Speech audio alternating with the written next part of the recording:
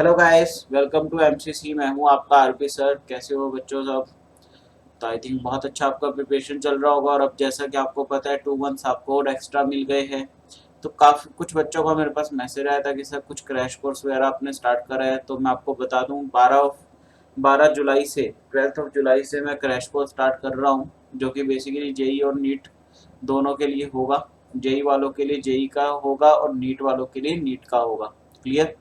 तो अगर आपको वो ज्वाइन करना है तो आप वो ज्वाइन कर सकते हैं। प्लस साथ साथ में मैं यूट्यूब के ऊपर लाइव लेक्चर्स भी देना स्टार्ट कर रहा हूँ। बट हाँ, उसके अंदर मैं इंपॉर्टेंट टॉपिक्स करवाऊंगा यूट्यूब के ऊपर। और क्रैश कोर्स अगर आप लेते तो वो तो पूरा सिलेबस ही होगा। उसके अंदर मतलब पूरे 2 महीने में 2 साल का सिलेबस हम लोग कवर करेंगे। तो अगर आप इसके बारे में जानना चाहते हैं तो आप मोबाइल नंबर पे कॉल भी कर सकते हैं जो यहाँ पर लिखा हुआ है, या फिर वेबसाइट पे जाके विजिट कर सकते हैं। वेबसाइट का लिंक आपको डिस्क्रिप्शन में मिल जाएगा। क्लियर? तो चलिए, तो स्टार्ट करते हैं पेपर नंबर 20। आज पेपर नंबर 20 हम लोग डिस्कस करें, देखें कैसा पेपर आया ऑल ओवर, किस तरह के क्वेश्चन है। और लास्ट में हम लोग हमेशा एक काम करते हैं, क्या एवरेज स्कोर हम लोग देखते हैं। क्लियर? चलिए, compared with the alkaline earth metals the alkali metal exhibit. Okay, तो ग्रेटर हार्डनेस, तो ये तो गलत है। अल्कली मेटल सॉफ्ट होते हैं अल्केलाइन अर्थ के कंपेयर में। स्मॉलर आयनिक रेडियस लार्ज होती है। लोअर आयनाइजेशन एनर्जी, बिल्कुल सही है। तो सी ऑप्शन पहले का तो आ गया। सेकंड क्वेश्चन अपन को दिया हुआ, rate of change of concentration for hydrogen is, देखना बेटा। N2+3H2 से 2NH, बहुत सिंपल है। तो हाइड्रोजन का इसने दे दिया है DH2/dt इक्वल टू, इसने दे दिया 0.3 इंटू 10⁻⁻⁴। अपने को किसका निकालना है? Rate of change of concentration of ammonia. Ammonia का निकालना है बेटा। क्लियर? अब देखना कैसे करेगी। तो यहाँ पे मैं क्या लिखूंगा, देखो अगर इससे लिखूँ तो 1/3 minus DH2/dt is equal to 1/2 DNH2/dt।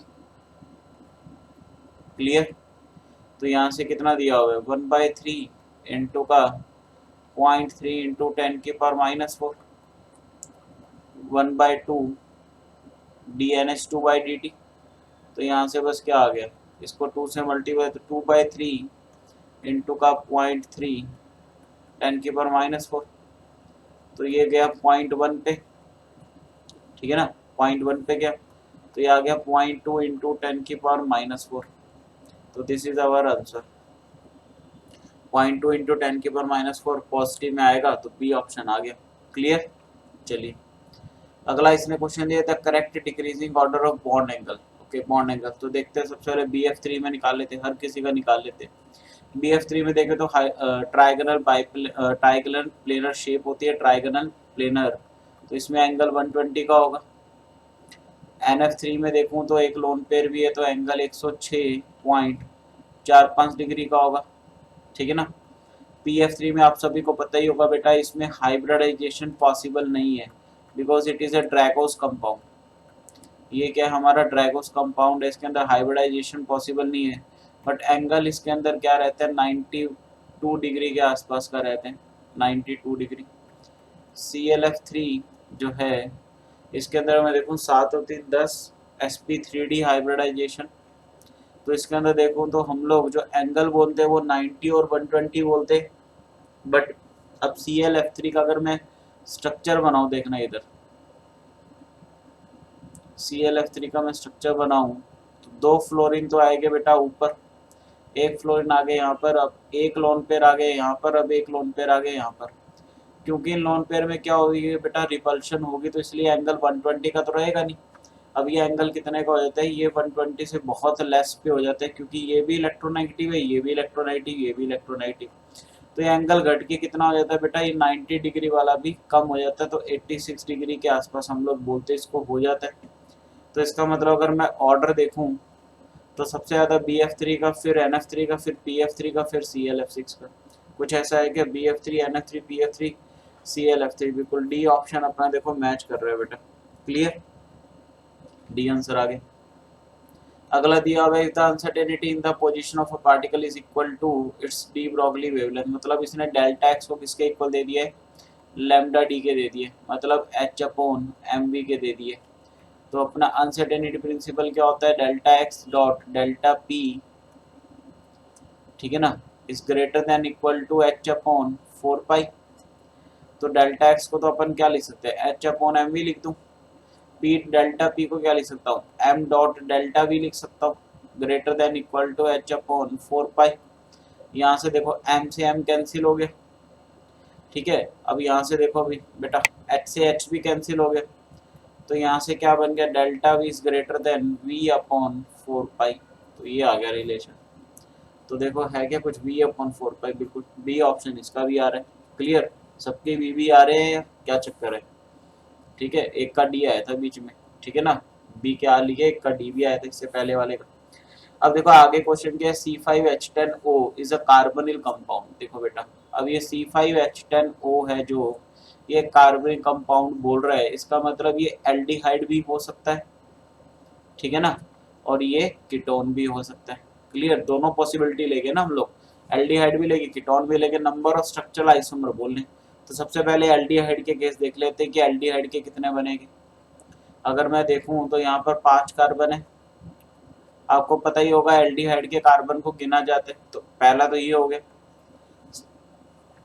Structural isomer देखने का सबसे बढ़िया तरीका क्या है, IUPAC नेम डिफरेंट आना चाहिए तुम्हारा, तो आपस में क्या हो गया, स्ट्रक्चरल आइसोमर।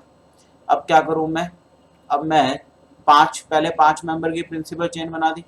अब मैं क्या करता हूँ, 4 मेंबर ये बनाता हूँ और एक को ब्रांच बनाया। तो तीसरा क्या होता है, अगर ये इसकी फर्स्ट पोजीशन पे तो सेकंड पोजीशन पे भी आ सकता है एक बार। क्लियर, तो ये 3 हो गए। अच्छा फोर्थ क्या बन सकता है, अब मैं चेन छोटी कर देता हूँ, अब मैं 3 मेंबर की रख देता हूँ, ठीक है, एक सी यहाँ पर एक सी यहाँ पर, ये हो गया। पांचवा क्या होगा देखना बेटा, अब ये एल्डिहाइड के तो इतने ही केस बन सकते थे 4। अब कीटोन की बारी आती है, कीटोन में क्या हो सकता है, या तो ऐसे कर दूं मैं CH3CH2, एक बार CO मैंने बीच में लगा दिया और इसके सिमेट्रिकल मतलब एक टाइप से सिमेट्रिकली बना दिए। छठा और क्या बन सकता है, मान लो मैं ऐसे कर दूं, इसको यहाँ लिया इस साइड 3 कर दूं, बन सकता है ना बेटा ये भी कीटोन, ठीक है, अनसिमेट्रिकल। अब मान लो इसको मैं इधर लेके जाता तो बात तो एक ही थी। अच्छा और कोई बन सकता है, देखते जैसे मान लो इसको मैं अगर इधर ही रखूं,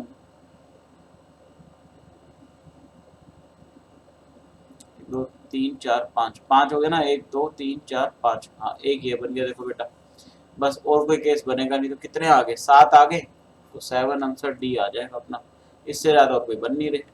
क्लियर। अब अगर देखूं, the set representing the correct order of ionic radii, ionic radii का करेक्ट ऑर्डर निकालना है। देखो भी लिथियम और सोडियम, लिथियम प्लस है यहाँ पर, सोडियम प्लस है, ये दोनों एक ग्रुप के हो गए, ग्रुप 1 के। एंड ग्रुप 2 के कौन से दे रखे अपने को, बेरिलियम एंड मैग्नीशियम। तो आयनिक रेडियाई निकालने तो अपने को पता है along the period size decrease तो इंक्रीजिंग, तो सबसे ज्यादा तो अपना होगा Li प्लस का, तो Li प्लस का तो सबसे ज्यादा हो गया। इसमें मतलब कौन कौन से ऑप्शन गए, सी गया, डी गया, मतलब ए या बी में से एक ऑप्शन आएगा, इतनी तो गारंटी है। अब उसके बाद साइज जो होगा वो किसका बड़ा होगा, यहाँ पे Na प्लस है, यहाँ पे Be प्लस 2 है, तो अब इसके बाद Be प्लस 2 आएगा, तो बस ठीक है, पहला ऑप्शन आ गया, ये भी गलत हो गया। क्लियर। एक मिनट हम लोग गलत कर गए, सॉरी सॉरी सॉरी सॉरी बेटा, गलत कर गए हम लोग इसको, ठीक है ना, ये गलत कर गए हम लोग, रेडियस निकालना था, मैं पता नहीं कौन सा ऑर्डर लिख गया, ठीक है। यार ये पेन सेलेक्ट ही नहीं होता है, सेलेक्ट हो,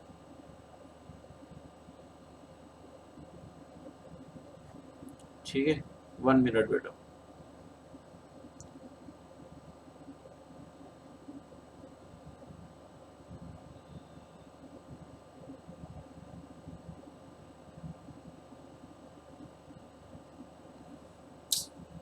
चलो ये गलत हो गया, मैं बताता हूँ, ये गलत है ऑर्डर, क्यों, क्योंकि डाउन द ग्रुप जाएंगे तो Na प्लस का साइज बड़ा होगा ना, तो सबसे पहले आएगा Na प्लस, Na प्लस एक ही ऑप्शन है। चलो ये भी गलत, लास्ट वाला सही है बेटा, ये लास्ट वाला ऑर्डर सही है बिल्कुल, ठीक है ना, मैं गलत ले गया था, पहला भी गलत है, लास्ट वाला ऑर्डर बिल्कुल सही आएगा, सबसे ज़्यादा Na प्लस का होगा, फिर Li प्लस का होगा, फिर Mg प्लस 2 का, एंड लास्ट में Be प्लस 2 का, ठीक है ना, ये ऑर्डर आएगा। क्लियर। चलिए question number 7, gem dihalides on treatment with alcoholic KOH। तो ठीक है, तो ये अल्कोहलिक KOH के साथ रिएक्ट करेगा तो अल्काइन बना लेगा बेटा, ये अल्काइन बनाते हैं। ठीक है, चलिए, which of the following has longest CO bond length? Free CO bond length in CO is 1.128। देखो बेटा, अब इसने पूछा इनमें से किसकी CO बॉन्ड लेंथ ज्यादा होगी। अब यहाँ पर अगर आप देखें तो सारे के सारे मेटल कार्बोनिल बॉन्ड बन रहे, मतलब मेटल और कार्बन का। तो आपको पता ही होगा, जब मेटल कार्बन को बॉन्ड देता है तो ये जो इसके पास जो इलेक्ट्रॉन होते हैं यहाँ पर बेटा, ये जो इलेक्ट्रॉन होते हैं ये इसके किस में जाते हैं? एंटी बॉन्डिंग में जाते हैं, पाई स्टार में जाते हैं। ठीक है ना, एंटी बॉन्डिंग पाई बॉन्ड। तो हम लोग बोलते हैं कि जितनी ज्यादा मेटल की टेंडेंसी होगी इलेक्ट्रॉन देने की कार्बन को, उतनी ज्यादा कार्बन ऑक्सीजन की बॉन्ड लेंथ बढ़ेगी। भाई जितना इजीली ये इलेक्ट्रॉन दे देगा इसको, उतना ज्यादा कार्बन ऑक्सीजन का बॉन्ड लेंथ बढ़ेगा। पहले में देखूं तो Ni 0 पे आ रहा है, निकल 0 पे। दूसरे पे देखूं तो कोबाल्ट माइनस पे है। ठीक है, Fe देखूं तो Fe2 माइनस पर है, और Mn जो है इसके अकॉर्डिंग प्लस पर है। अब आपको पता है ये सारे क्या मेटल, और मेटल के ऊपर माइनस ऑक्सीडेशन स्टेट आने का मतलब क्या, इन्होंने इलेक्ट्रॉन एक्सेप्ट करे। अब सबसे ज्यादा इलेक्ट्रॉन एक्सेप्ट, देखो ऑब्वियस ही बात है ये इलेक्ट्रॉन एक्सेप्ट तो करता नहीं है मेटल, तो सबसे ज्यादा टेंडेंसी देने की किसकी होगी? इसकी। क्यों? क्योंकि मेटल तो इलेक्ट्रॉन डोनेट करता है, और इसके इसने 2 इलेक्ट्रॉन ले लिए, तो ये बहुत इजीली इलेक्ट्रॉन डोनेट करेगा। अगर डोनेट करेगा तो यहीं पर CO की बॉन्ड लेंथ सबसे ज्यादा होगी। तो इसका मतलब इसका आंसर क्या आ गया? C आ गया। क्लियर? ओके, अब यहाँ पर दिया हुआ है, ये तो NCERT का रिएक्शन है, MF प्लस XeF4। ठीक है, M जो है वो अल्कली मेटल है बिल्कुल, तो यहाँ से क्या बनेगा बेटा? यहाँ से आपको पता ही होगा M प्लस बनता है, XeF5 माइनस बनता है। क्लियर? यानी कंपाउंड बनता है। इसने इसका शेप भी पूछा है और हाइब्रिडाइजेशन भी पूछी है, तो इसकी शेप निकालते हैं। 8 और 5 13 और 1 14, 14/2 7, मतलब sp3d3 तो हाइब्रिडाइजेशन आएगी बेटा। ठीक है, और शेप जो है इसकी वो क्या आएगी देखते हैं। XeF5 माइनस है ना,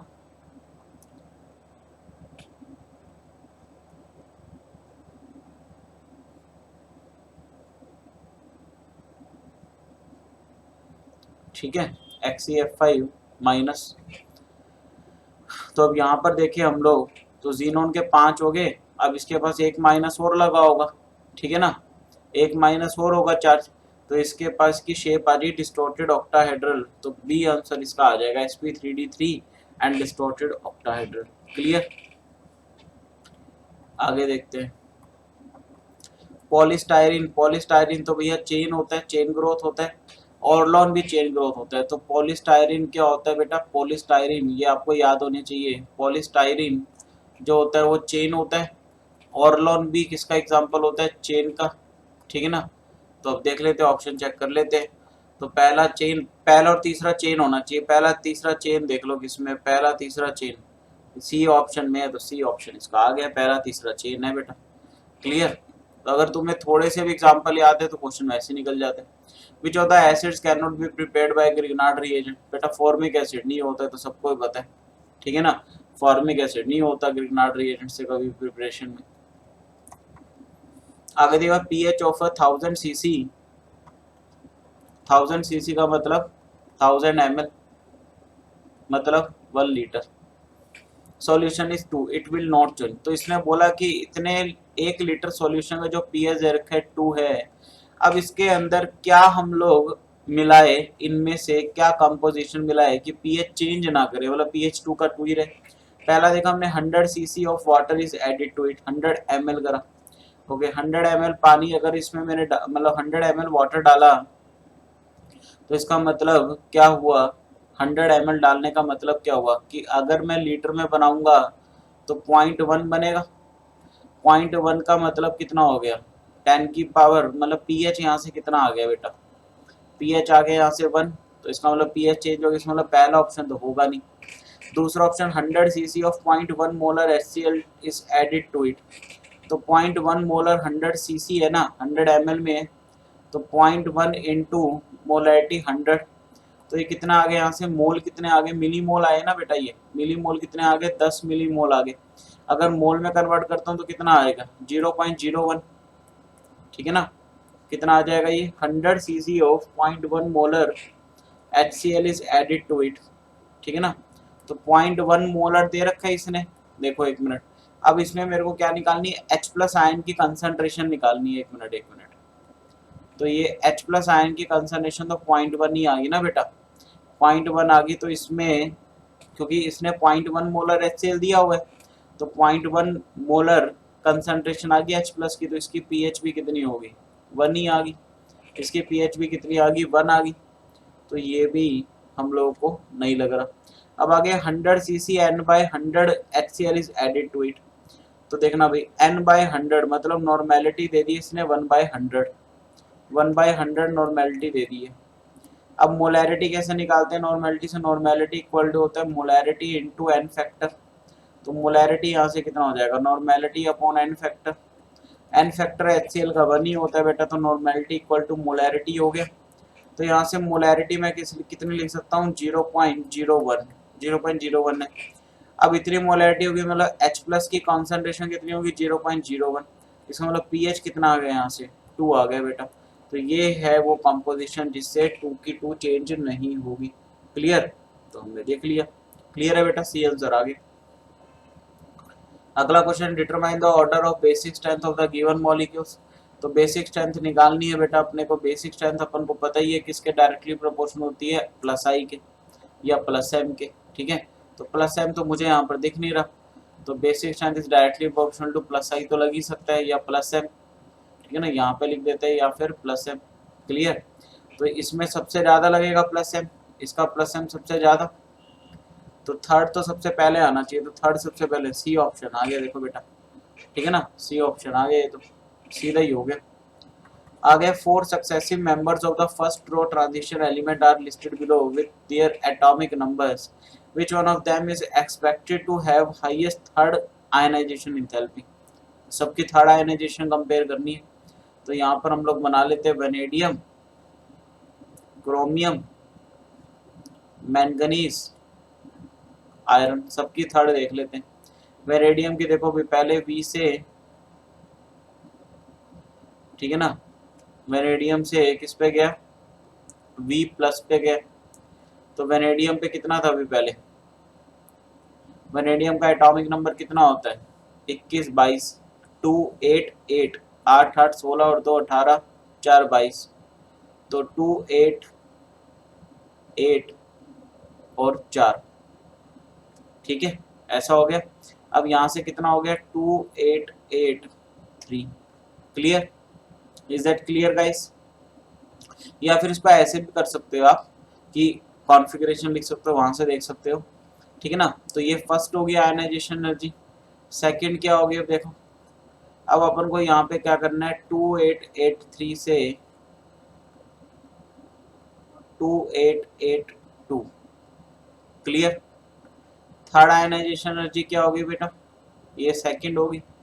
थर्ड ऐसे निकाल लेंगे कितना 2882 से V प्लस 3, यहाँ पर प्लस आएगा, ठीक है ना, V प्लस 3 ये आ गया 2881।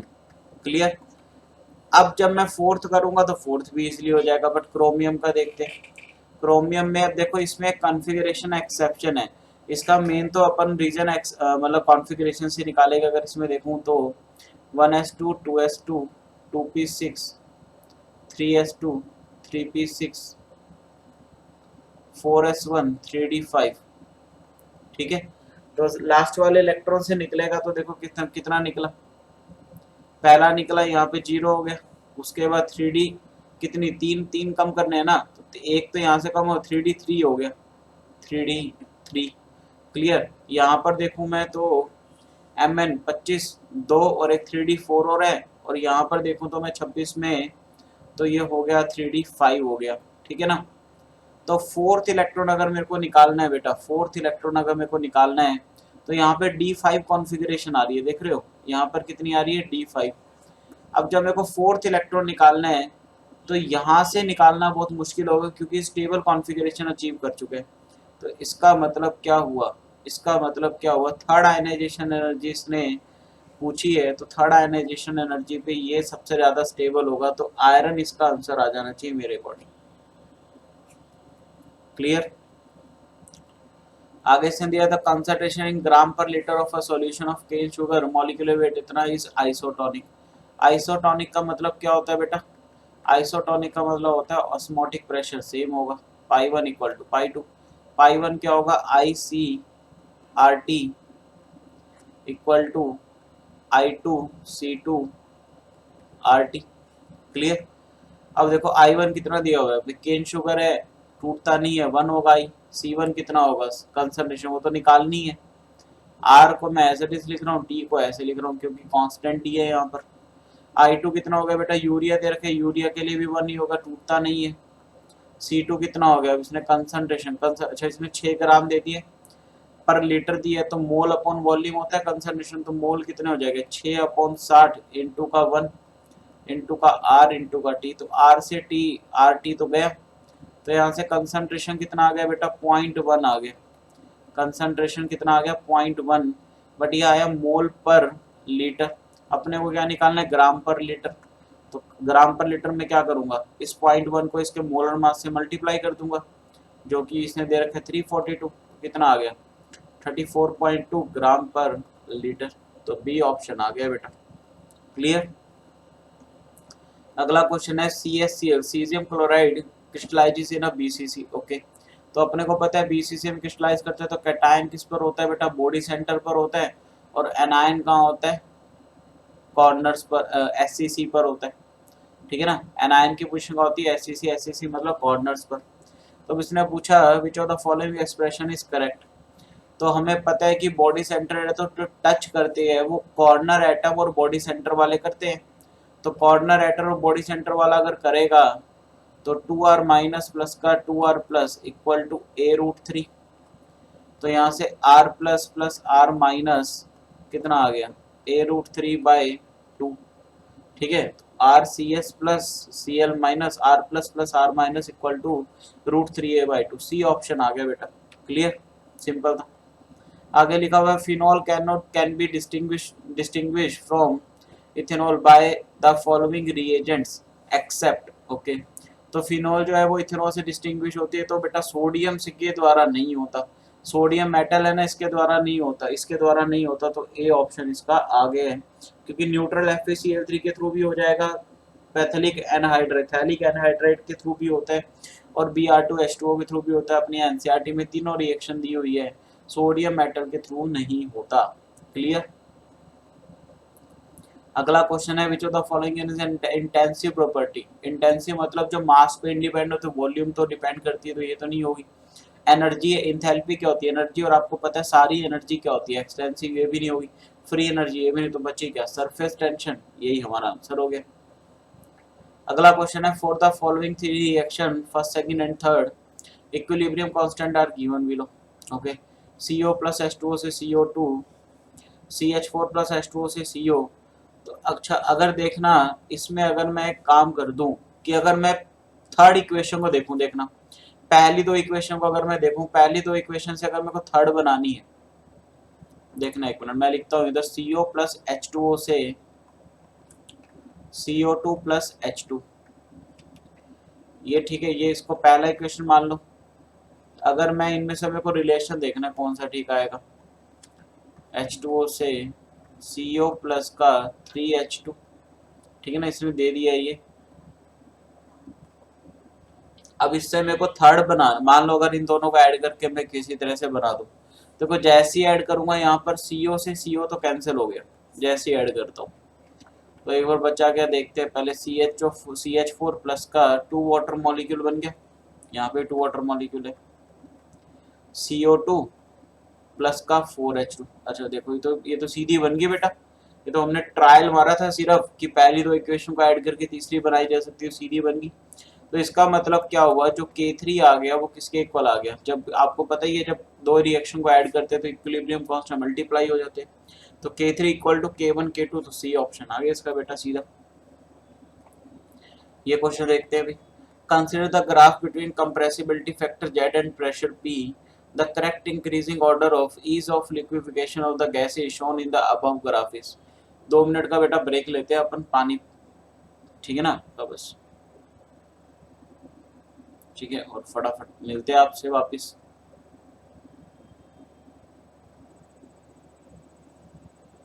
चलिए बेटा, तो अगला क्वेश्चन जैसे कि अपने को दिख रहा है, ग्राफ दे रखा है बेटा, जेड इक्वल टू 1 ऊपर जा रहा है, इंक्रीज होगा, नीचे डिक्रीज होगा, अपने को दिख रहा है जेड इक्वल टू 1 पे आइडियल गैस है।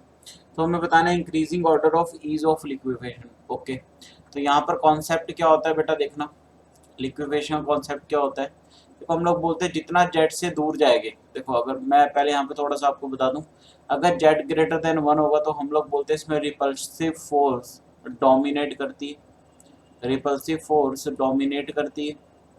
और अगर जेड लेस देन 1 होगा तो फिर अट्रैक्टिव फोर्स डोमिनेट करेगी, ठीक है। और आपको पता है अगर अट्रैक्टिव फोर्स डोमिनेट करेगी तो लिक्विफिकेशन करना आसान है, और अगर रिपल्सिव फोर्स डोमिनेट करेगी तो लिक्विफिकेशन करना मुश्किल है।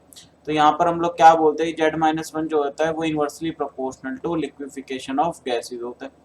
मतलब जितना ज़्यादा जेड दूर होगा, जेड से दूर होगा 1 से, जेड इक्वल टू 1 से जितना दूर होगा उतना मुश्किल होगा उसको लिक्विफाई करना।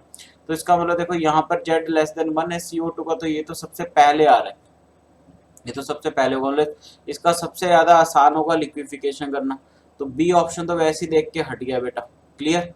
अब देखते हैं इनमें से, अच्छा हाइड्रोजन का सबसे ज्यादा मुश्किल होगा, क्यों, ये बहुत दूर है, देखो जेड इक्वल टू 1 से सबसे दूर है, तो इसका मतलब ये वाला ऑप्शन भी गया बेटा, क्लियर। बचे ए और सी में से एक। अब उससे अगला कौन होगा, नाइट्रोजन, उससे अगला कौन है यहाँ पे CH4, तो वैसे ही गलत हो गया बेटा, तो ए ऑप्शन अपना सही आ गया, क्लियर, डायरेक्ट कॉन्सेप्ट लगा सकते हैं।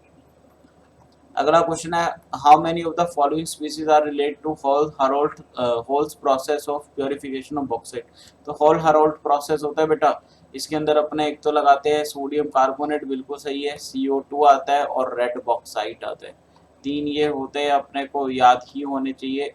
आपको दिख ही रहे मेटलर्जी का हर पेपर में एक क्वेश्चन आता ही आता है, और मैंने 5 मिनट केमिस्ट्री के अंदर आपको इलेक्ट्रो मतलब ये मेटलर्जी चैप्टर से 2 आपको टॉपिक्स करवा दिए। One is the extraction of copper, बहुत ज़्यादा इंपॉर्टेंट है, उसके क्वेश्चन आ चुके हैं ऑलरेडी इन पेपर्स में, और दूसरा आपको मैंने कराया फ्रोथ फ्लोटेशन, उसके ऊपर भी आ चुका है, क्लियर, तो उसको देखें, और इसके ऊपर भी मैं जल्दी और भी वीडियोस आपको उसके ऊपर दूंगा बनाकर, क्लियर।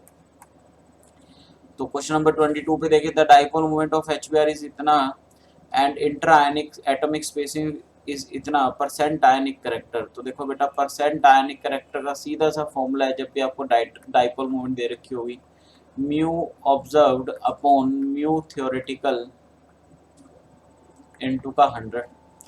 तो म्यू ऑब्जर्व्ड मतलब कितनी, एक्सपेरिमेंटल, म्यू ऑब्जर्व का मतलब म्यू एक्सपेरिमेंटल कितना है, जो कि 1.6 इंटू 10⁻⁻30 कूलम मीटर, ठीक है ना।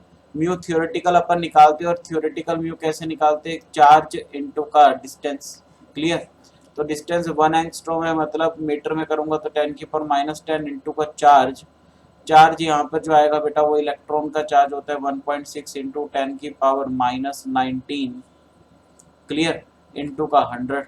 तो यहाँ से देखो अगर मैं ये सीधा यहाँ से कैंसिल हो गया बेटा, अब ये माइनस का 29 हो गया, ऊपर जाके प्लस का 29 बनेगा, मतलब ऊपर 10⁻⁻1 इंटू का 100, मतलब 10⁻2, तो 10⁻1 रह गया, तो इसका मतलब कितना परसेंट आ गया, 10% आ गया बेटा, तो 10% इसका आंसर होगा, क्लियर, 10% आंसर आ गया, क्लियर।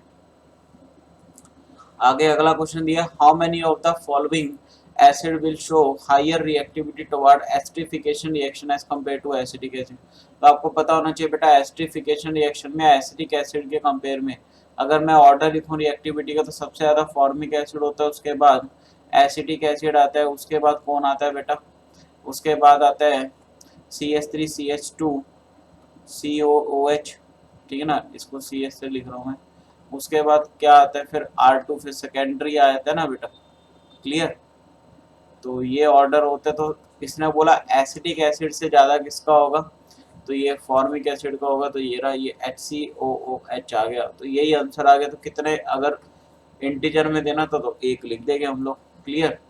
अगला क्वेश्चन देखना बेटा, बढ़िया सा लग रहा है, चलो देखना, ए सॉलिड से कुछ A+N पे गया, इसके 2 मोलर एक्वा स्टेट में दे रखा है, B+2N से इस पे गया, B सॉलिड पर गया, the value of delta h not for the cell reaction is twice that of delta g not. Okay, इसने अपन को दे दिया गिवन यहाँ पे बेटा कि डेल्टा एच नॉट जो है वो twice of delta g not के इक्वल है, ठीक है, at 300। If the EMF of the cell is zero, मतलब इसने ई सेल भी अपन को क्या दे दिया है, जीरो दे दिया है बेटा। Delta S naught of the cell reaction per mole of B formed at 300 kelvin, इसने डेल्टा एस नॉट निकाला, ठीक है। सबसे पहले तो अपन इक्वेशन लिख लेते हैं। तो ए से ए प्लस एन जा रहा है, मतलब ए का ऑक्सीडेशन हो रहा होगा, ए से ए प्लस एन प्लस का एन इलेक्ट्रॉन। अब देखो B+2N है, यहाँ से B बन रहा है, इसका मतलब इसको मेरे को 2 से मल्टीप्लाई करना पड़ेगा तभी होगा ये। अब ये यहाँ पर क्या करेगा, 2 इलेक्ट्रॉन एक्सेप्ट करेगा, 2n इलेक्ट्रॉन, और यहाँ से B सॉलिड बना लेगा। तो 2n इलेक्ट्रॉन से 2n इलेक्ट्रॉन गया, यहाँ से आया A सॉलिड प्लस का B+2N, यहाँ से क्या बना, अच्छा यहाँ पे 2A हो जाएगा ना, यहाँ पे भी 2A सॉलिड, ठीक है। तो यहाँ से आया 2A प्लस N प्लस का B सॉलिड। अब देखो यहाँ पर अगर मैं इक्वेशन ईएमएफ वाला लगाता हूँ तो कोई बेनिफिट नहीं होगा उससे, ठीक है ना, क्योंकि मुझे एट दी एंड क्या निकालना, delta s note. Delta s note मैं कैसे निकालूंगा, एक बार मुझे डेल्टा जी नोट और डेल्टा एच नोट मुझे पता है, तो फिर मैं इक्वेशन कौन सी लगा दूंगा, delta ji not equal to delta h not minus t delta s not. तो इससे मैं काम करता हूँ, नस्ट इक्वेशन का जहाँ से डराइव हुई थी वो वाला फॉर्म लिखते हैं हम लोग। तो delta G equal to delta ji naught minus का R T upon N F L N product by reactant. तो ये कितना हो जाएगा बेटा, a प्लस एन का स्क्वायर अपॉन B+2N। क्लियर। तो देखो delta G equal to delta ji naught, अब ई सेल जीरो है तो डेल्टा जी भी जीरो हो गए, तो डेल्टा जी नोट माइनस का आ गया यहाँ पर। अब ये माइनस से माइनस प्लस हो जाएगा, तो delta ji not equal to R T upon n, n कितना आ गया, 2 आ गया ना, 2 से मल्टीप्लाई करा था हमने, तो 2f, ठीक है, 2f नेचुरल लोग, यहाँ पर कितना आएगा, इसकी a प्लस एन का 2 है, कंसंट्रेशन और स्क्वायर भी है तो 4 आ गया, इसका 1 है तो ln 4 आ गया। क्लियर। इसको क्या लिख सकता हूँ मैं, इसको मैं लिख सकता हूँ delta ji not equal to R T upon 2f, ln 4 को मैं 4 को 2 का स्क्वायर लिख सकता हूँ, तो इसको लिख सकता हूँ 2 ln 2, तो ये 2 से 2 कैंसिल हो गए, तो R T ln 2 upon f आ गया डेल्टा जी नोट। ठीक है बेटा, अब आगे इरेज करते हैं, फिर उसके बाद करते हैं।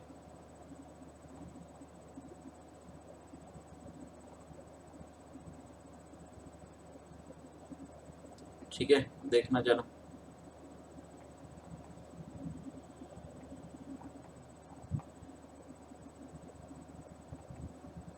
चलो सेलेक्ट नहीं हो रहा, यहीं कर, यहीं बताया तो मैं आपको, delta ji not equal to delta h not minus का t delta s note.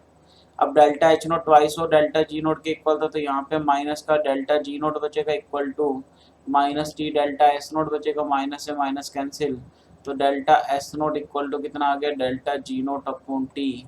Delta G not अपने को दे दिया कितना, r t l n 2 upon f into का टी, टी से टी भी कैंसिल हो गया, इसका मतलब यहाँ पे क्या हुआ, यहाँ लिख रहा हूँ मैं बेटा, delta s not equal to कितना आ गया, r l n 2 upon f. इसको सॉल्व कर लेना। अब एल एन 2 इसने दे रखा है 0.7 होता है, आर इसने दे रखा है, सारी वैल्यू इसने दे रखी है, बस आपको आंसर निकाल लेना है। क्लियर हो जाएगा। चलिए अगला क्वेश्चन जो है वो क्या है, फिनोल दे रखा है अपने को, ओके गाइस, और साथ में अपने को दे दिया क्लोरोफॉर्म CHCl3 प्लस का NaOH, और यहाँ से इसे प्रोडक्ट बना के दे दिए। तो अगर आपको ध्यान होगा इसकी ये रिएक्शन अगर आपको याद आ रही हो, this reaction is called Rymer टाइमन reaction, this is called Rymer टाइमन reaction. तो इसके अंदर क्या होता है, देखो इसके अंदर स्टेप क्या होता है, जो CHCl3 होता है बेटा, इस तरह से बना दूँ स्ट्रक्चर। अब यहाँ पर क्या होता है, जो बेस होता है इसके साथ OH माइनस NaOH, ये बेस इस पे क्या करते हैं, इस H को निकाल लेते हैं, इस H को बाहर निकाल के क्या बना लेते हैं, वाटर निकाल लेते हैं, प्लस CCl3 माइनस बना लेते हैं। अब ये जो CCl3 माइनस है ये क्या करता है, इलेक्ट्रोफाइल यहाँ से क्या देते हैं CCl2 प्लस का Cl माइनस, ठीक है, इसको बोलते हैं क्लोरोकार्बिन, इसको हम बोलते हैं क्लोरोकार्बिन, बिल्कुल CCl2। तो ये इलेक्ट्रोफाइल हो गया हमारा। अब ये किस पे अटैक करते हैं, बेंजीन पे जाके अटैक कर जाएगा। तो यहाँ पर इसने बोला इलेक्ट्रोफाइल जो इन्वॉल्व हो रहा है इस रिएक्शन में उसके पास लोन पेयर कितने, तो लोन पेयर तो बेटा एक ही दिख रहा है अपन को, तो एक ही आ गया। तो ये हमारा देखो पेपर नंबर 20 था, मेरे हिसाब से ज़्यादा मुश्किल नहीं था, ठीक है, एक आधा क्वेश्चन ही मुश्किल था। तो इसमें जो एवरेज स्कोर होना चाहिए जैसा कि हम लोग हर बार बताते हैं, मेरे अकॉर्डिंग एवरेज स्कोर का मतलब है कि आपकी अच्छी तैयारी के लिए, ठीक है। एवरेज स्कोर अगर मैं बताऊं तो गिरे से गिरे बच्चा भी अगर मान लो ज़्यादा अच्छी तैयारी नहीं है, किसी ने कंपटीशन की तैयारी नहीं करी, अगर वो एग्ज़ाम दे रहा है तो मैं मान के चल रहा हूँ कि 70 मार्क्स तो इसके अंदर कम से कम भी 70 से 75 मार्क्स तो एवरेज है बेटा। और अगर एक अच्छी तैयारी बताऊं कि आप लोगों की अच्छी तैयारी कितनी है, कम से कम भी इसके अंदर अगर आपके 90 मार्क्स आ रहे हैं, 90 मार्क्स, 90 से 92 93 मार्क्स के आसपास अगर आपके आ रहे हैं तो इसका मतलब आपकी केमिस्ट्री बहुत बढ़िया है, मतलब प्रिपरेशन आपकी बहुत अच्छी हो रखी है। क्लियर। तो ये था हमारा आज का पेपर गाइस, पेपर नंबर 20। चलिए फिर अगले बार मिलेंगे, पेपर नंबर 21 को डिस्कस करेंगे। एंड प्लीज़ चैनल को ज़्यादा से ज़्यादा शेयर करें। So best of luck guys for your 2020 preparation. Thank you.